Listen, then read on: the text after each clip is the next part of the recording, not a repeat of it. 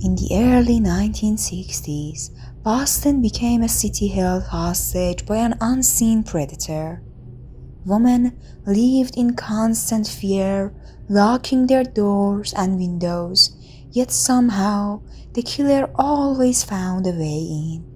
His calling card, a silk stocking tied in a gruesome bow around his victim's neck. The Boston Strangler wasn't just a man, he was a shadow, a force of terror whose name still haunts the city to this day. Boston in 1962 was a bustling city known for its historical charm and vibrant neighborhoods. But beneath its lively streets, a dark presence was stirring. It began with Anna's letters.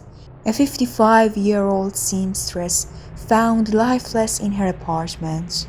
She had been strangled with her own bathrobe cord, and the scene spoke of something far more sinister than a botched robbery. Within months, more bodies followed. Nina Nichols, Helen Blake, Ida Irga, and Jane Solvian, all older women living alone. Each had been strangled, sexually assaulted, and left in a disturbingly staged position. The killer often used the victim's own clothing as a weapon, creating a chilling signature that would come to define him. The women of Boston were gripped by fear. Reports warned them to avoid the strangers, keep their doors locked, and stay vigilant. But as the killer continued to strike, it became clear that his methods defied caution. He gained entry not through force, but charm, posing as a handyman, delivery man, or even a friendly neighbor. The city was on edge. Every man was a suspect. Every sound in the night brought fresh waves of terror. The police were overwhelmed. The Boston Strangler's attack weren't confined to one area. They spread across different neighborhoods, targeting women of varying ages and social backgrounds. The randomness made profiling him nearly impossible. Detectives combed through hundreds of tips and questioned countless suspects, but the strangler seemed to vanish as easily as he appeared. The media fanned the flames, with headlines painting the killer as an unstoppable force. Some women left Boston altogether, unwilling to gamble their safety. Then the pattern changed. Younger victims, such as Mary Sylvian, just 19, were added to the killer's list. This escalation left investigators baffled and the public even more horrified. The strangler no longer targeted only older women. No one felt safe. For years, Boston lived under the shadow of the strangler. Though there were occasional arrests, none provided conclusive evidence. A suspect would be detained only for the killings to resume.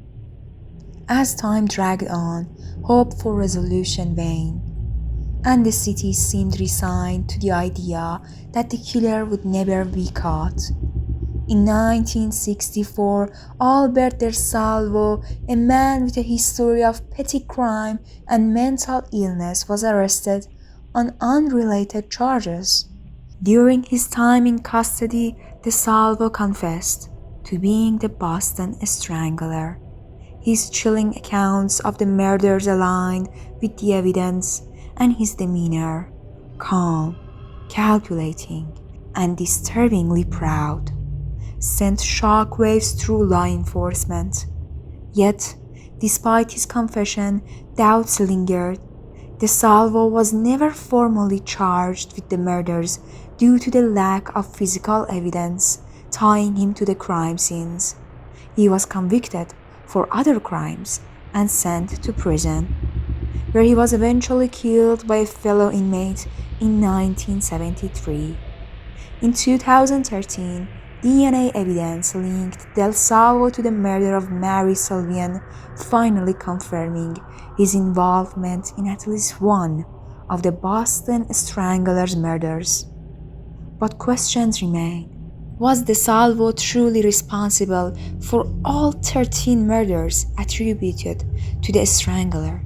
Or were some the works of copycats? The uncertainty leaves a haunting legacy. The story of the Boston Strangler is one of fear, frustration, and unanswered questions.